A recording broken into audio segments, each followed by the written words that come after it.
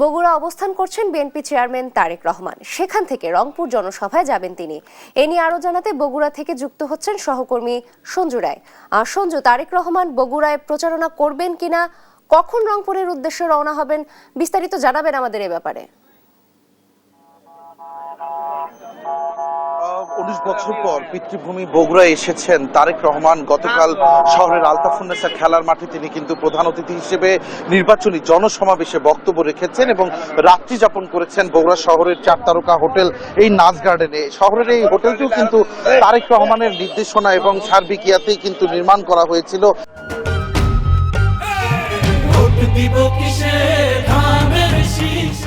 এই হোটেলের সাথেও কিন্তু তার অনেক স্মৃতি জড়িত রয়েছে।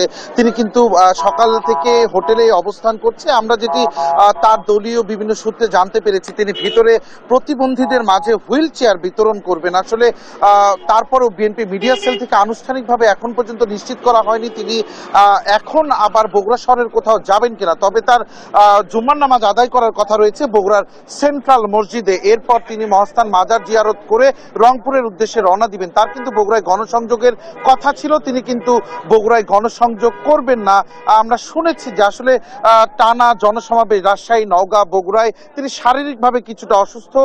বগুড়া সদরের বিভিন্ন ইউনিয়নে যে তার গণসংযোগ করার কথা ছিল তা কিন্তু শেষ পর্যন্ত হচ্ছে না মর্মে আমরা জানি।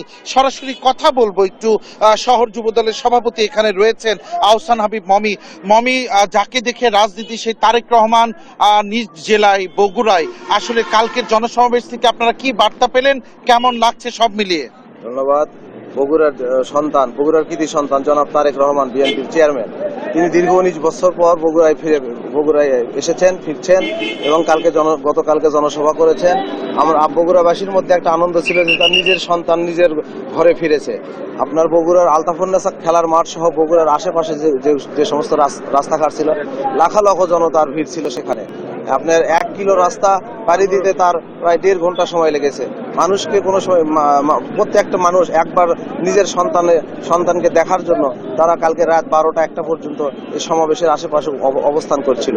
আমাদের নেতা বরাবরই যে মেসেজটা দিয়েছেন যে বাংলাদেশের উন্নয়ন, বগুড়ার থেকেও সেই একই মেসেজ দিয়েছেন।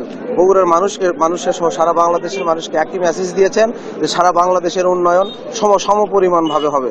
জনাব মমি, আপনাকে ধন্যবাদ। আপনি শুনছিলেন আসলে তারেক রহমান কালকে যেটি বারবার বলার চেষ্টা করেছেন, বগুড়া তার নিজ পিতৃভূমি হলেও তিনি কিন্তু বারবার সারা বাংলাদেশের উন্নয়নের কথা বলেছেন। আজ এই হোটেল নাচ গার্ডেন এলাকাতেও কিন্তু তার অবস্থানের কারণে চারিদিকে কিন্তু উৎসবের আমেজ আমরা লক্ষ্য করছি। তারেক রহমান যতক্ষণ বগুড়ায় থাকবেন সাধারণ মানুষের এই উৎফুল্ল কিন্তু বজায় থাকবে। বগুড়া শহরের হোটেল নাচ গার্ডেন থেকে তারেক রহমানের সার্বিক কর্মসূচি নিয়ে এখন পর্যন্ত আমার কাছে এটিই ছিল সর্বশেষ।